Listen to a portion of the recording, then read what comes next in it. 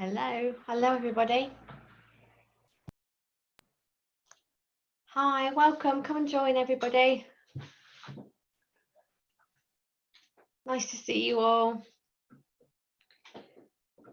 So there's a lot of people joining us today. We've got about 30 people coming onto the call today. And we're going to be looking at 10 tips for working from home. So if you just want to settle in, turn your cameras on if you want to. There's a chat option as well if you want to type any questions in. I'll do my best to answer those as we go through. Just wait for a few more people to join and then we're good to go. Okay, so we'll get started. So hello everybody, welcome from me. My name's Kate Jackson, I'm an occupational therapist, and today I just want to talk you through a few different tips to help you with working from home, which lots of us are now doing. If you keep the microphones turned off and just type any questions you have, that'd be really helpful because there's quite a lot of people here today. And that way we can manage things, but you can still ask your questions. I'll do my best to answer all of them as we go through, and I'll send you a copy of the PowerPoint presentation afterwards just so that you've got that. So don't worry about taking notes and things, just join in, listen, and I'll send that to you afterwards. Okay, so some of you have met me before, some of you know me, but for some of you don't, so I thought I'd just give you a very quick introduction. So as I said, my name's Kate. I'm an occupational therapist and I've specialised in mental health and wellbeing. Throughout my career, I've worked in the NHS in adult mental health settings. I've worked at Commute University as a lecturer for a number of years as well, and also worked in practice at a local hospice.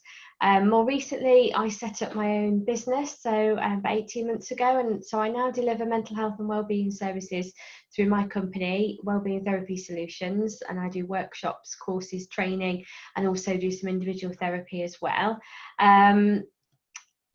And the main kind of aim of the work I do is around promoting better mental health and wellbeing for everybody. So I do a lot of work on reducing stigma, encouraging people to talk and people to listen, and to develop more awareness and skills around managing your own and others' mental health.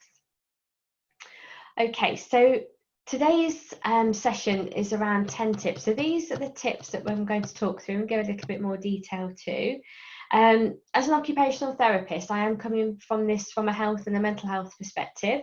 So that's the view that I've got. And what I really wanted to do was to offer some general tips. I don't know everybody's individual circumstances, so please do take from this what works for you. There might be some things I suggest that aren't practical for you, but there might be some things that are. And my aim really is to give you a bit of food for thought. Hope that you go away with at least a couple of ideas of different things to try.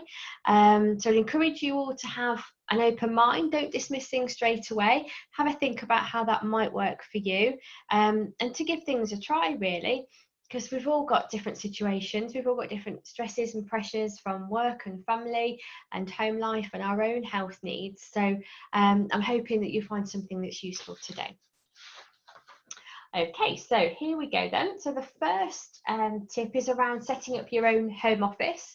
So if you're new to working from home, or you're not working at home, or you're used to working from home but not as much as you currently are, what can really help is to set up a dedicated workspace at home. So in an ideal world, that's in a spare room or a different room. But if you don't have that, being able to set up some kind of workstation on a table or a desk is really helpful, so that you can go to work each day. Where possible, if you can find a space that you only work in that, so that work doesn't overtake your home, that's great. So that you can close the door on it, or you can put all of your equipment, your laptop, whatever it may be, put all of that away so that psychologically you leave work at the end of the day as well, and close that door or put things in a box and put them away where possible.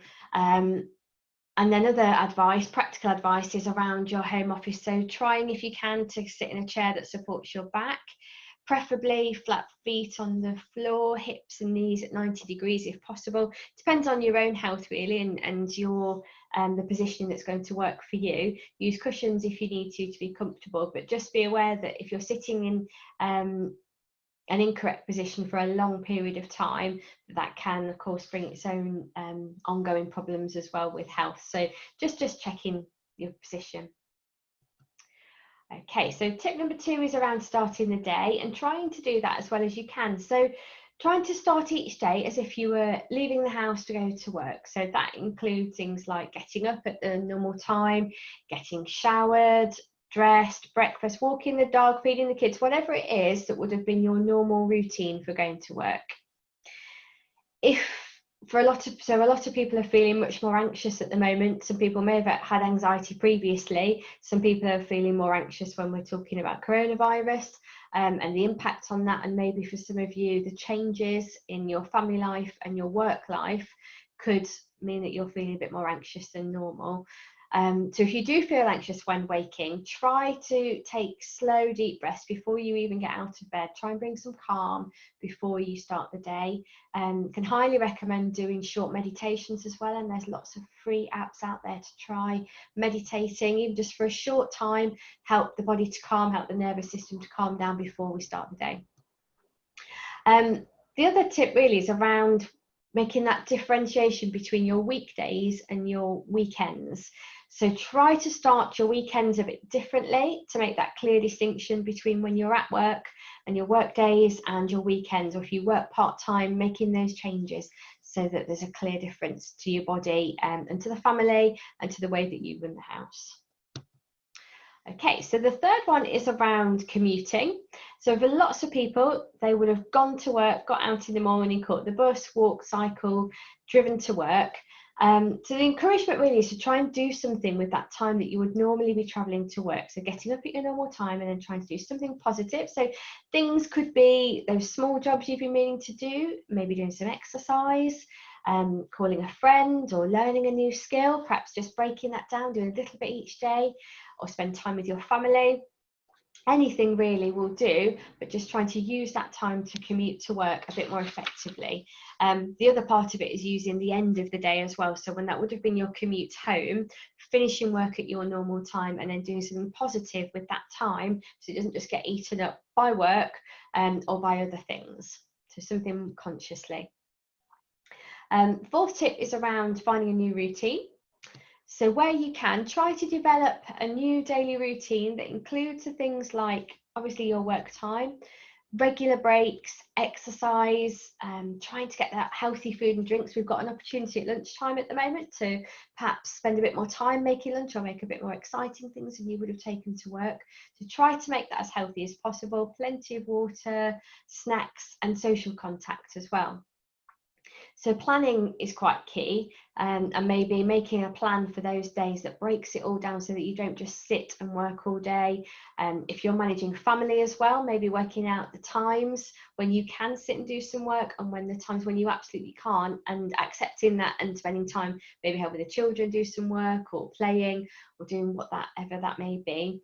The normal 9 to 5 isn't going to work for lots of people at the moment. So maybe there's something around acceptance of that and then working out what will work for your family. Trying not to work more hours than usual, because in the long term that's not going to be helpful, it's not sustainable. So trying not to work more hours, particularly that commute, that might for some people mean they start to work in that commute. So try not to do that. Moving at least once each hour, because obviously sitting at a desk or sitting still for long periods of time isn't good for our health. So trying to at least stand up, stretch, move around once an hour. Where possible, so for those of you that have got children at home, trying to create a structure for them that kind of fits in with your work routine as well, if they're of an age where they can manage that, and that's useful. Children tend to respond quite well to routine, so maybe giving that a go for a week and seeing what happens. Another really helpful thing might be around allocating roles, so that if you do feel you're the person that's doing lots of things, or you're feeling like you're not particularly helpful in lots of ways, try and find some roles, routines, responsibilities. So a friend of mine and I were talking the other night, and we were talking about giving the kids jobs that they become like they are the boss of emptying the dishwasher, or the kind of team mentality around things. So we're all here together, what can we do to work as a team and respect each other, and getting some clear roles for everybody. So number 5 is around communication. Now, communication is really key at all times, but especially so at the moment. So making sure that you speak to somebody each day, even if it's over the phone, because I'm sure lots of you who've joined today may be living on your own. So making sure that you speak, whether that's over the phone, a video call, but actually talking rather than emails, messaging, that kind of thing. I really encourage you to take time to share what you're doing, and also don't be afraid to ask if you need some help or ideas on how to do something, because we're all in a new way of working. This is new to all of us. There's no script here, so don't be afraid to ask if you're finding something difficult or you need an idea about how you get something done. Speak to your friends, speak to your work colleagues, your family members, and see if people can help you, but don't keep it to yourself is one of the key messages. Share things, talk about what's happening. Consider things like virtual lunches or coffee breaks with your work colleagues where you don't talk about work, you talk about the social side of things, how you're managing, what you've been doing, and the more pleasant things to keep that communication going that's not just work, that you probably would have done if you were in the office with people. Asking people how they are is really important. So just check in with each other. How are you doing? How are you feeling? Using calls wherever possible is an alternative to email. So if you can pick up the phone, talk to somebody rather than dropping them an email and that works, then that's a really good idea. So the 6th tip is around activity, staying active. So trying to build in some time each day to exercise. So when we're working from home, most of us are sitting down doing that. So building in some time each day to exercise. We're not going out anywhere near as much as we were. So use that time, get some fresh air, get out and about if you can. Earlier on I talked about moving every hour, because sitting still for long periods of time isn't good for our bodies. So maybe doing things like stretching, going up and down the stairs if you live in a house with 2 or 3 floors, or marching on the spot, just moving around so that you don't just sit in one still position. Other ideas are things like you could go out for a walk or a run, maybe with other people in your household. Maybe do an online exercise class. I'm doing 9 AM at the moment with my daughter, Jo Wicks. It's really hard, so maybe trying that. If you're struggling for ideas of what to do, just get on the YouTube channel. Or maybe completing a 30-day challenge, download a challenge and do something every day to improve your fitness. Creating things like circuits at home, so you have little stations that can be really good if there's more than one of you at home. Play or with the children, play with them and have little stations that you all go around and do different exercises. Chase a dog if you've got one. Basically anything goes, be as creative as you like, but just exercising is really, really important so that you raise your heart rate, and doing something that makes you out of breath every single day will help you in the long term whilst we're much less active than we've ever been. So tip number 7 is around seeing people, and this is about physically seeing a person's face and talking to them. So if you live alone, that could be using video calls instead of phone calls, emails or messages. Yes, I do realise that this means you might need to get dressed and do your hair, but actually that's part of the point. Get your makeup on, do whatever you'll need to do to feel happy that people that you can join a video call. Okay, so we can lose a lot of motivation when our routines change in this way, and if we're feeling a bit worried or a bit low about things, then this is some of the stuff that sometimes we let slip, or we stay in bed a bit longer. But trying to continue the routine, as we said earlier, of getting up, dressed, whatever you would normally do to leave the house, try and do that at home. So staying motivated, looking after yourself is really, really important when working from home. And number 8 is around being kind. So as we've said, we're in unprecedented times at the moment. If you're feeling good, that's fantastic. Maybe you could check in with other people, ask how they're feeling, just listen, let people talk, genuinely asking how they are, maybe asking twice. If you're not feeling so good, then try and take notice of thoughts and try to be kinder to yourself. This can be a real struggle, and I think a lot of us might be feeling like we should be doing better, or we should adjust to this quite easily. Actually, this is quite a tricky situation for many people. So just take a step back, try to be kind to yourself, think about what you're saying to yourself in your mind. What might you say to somebody else who's in the same situation, trying to juggle working from home and managing children and shopping and stress and not seeing people, deadlines, everything all in one place. So try not to be too hard on yourself, be kind to yourself and to other people. And if you can, try and help other people out. Giving to other people feels really good and can be really rewarding. So if you can help out a neighbour, a family member, if you can just give somebody a call, help them to feel a little less isolated, then that all feels good. Okay, so tip number 9 then is around balance. Okay, so if you have children at home and you're trying to develop a plan that works for you is really helpful. However, if it doesn't work and it's not right, then that can be reviewed, and that's absolutely okay.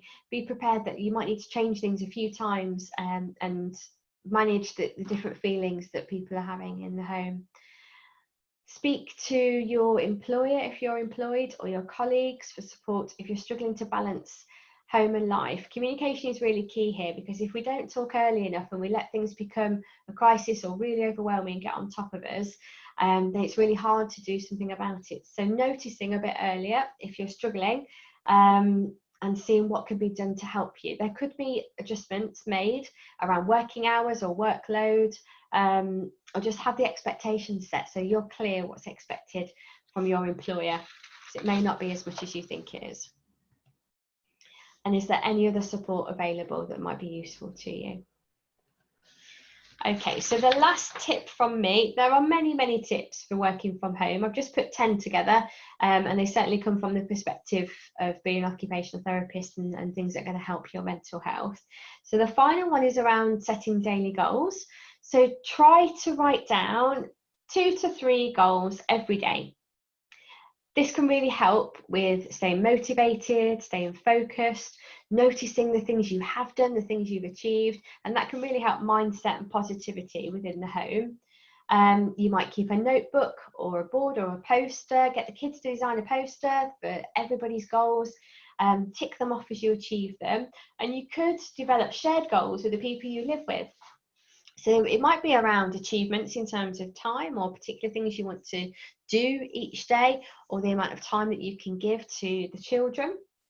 And try and develop some shared goals so you feel as though you're achieving things.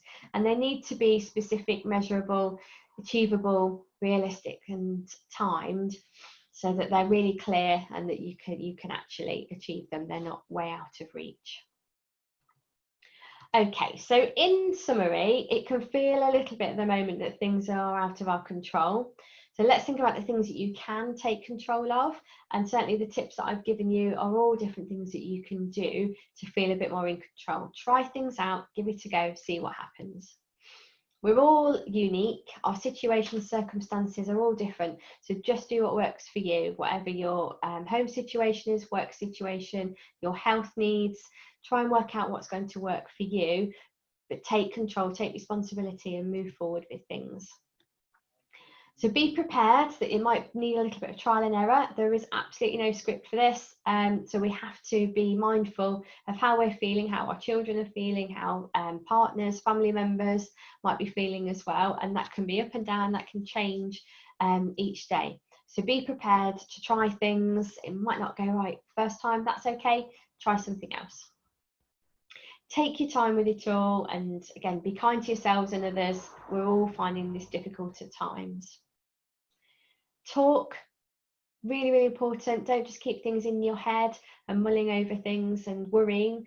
Talk to people, listen, and take some advice and manage the situations for yourselves. Okay, so finally, I kind of want to say, I want you to know that I'm here. I'm offering a range of support and training, so please do feel free to get in touch with me if you need some advice, guidance, or you'd like to book in for some support or book a course or training. If you haven't already, then please feel free to follow my Facebook page, which is Wellbeing Therapy Solutions. I'm sharing tips every day on there of different things that we can do to look after ourselves. If you've liked what we've done today, please feel free to write a comment on my page or leave a review. You're very welcome to connect with me on LinkedIn as well. I will be offering other short tips and sessions over the coming weeks, so keep an eye out. I'll notify people by email as well as Facebook and LinkedIn, so just keep in touch, and if there are particular things you'd like me to help with, then feel free to contact me. So I hope you stay well. I hope that you manage working from home a little bit better and try out some new ideas, and I wish you all well. Thank you.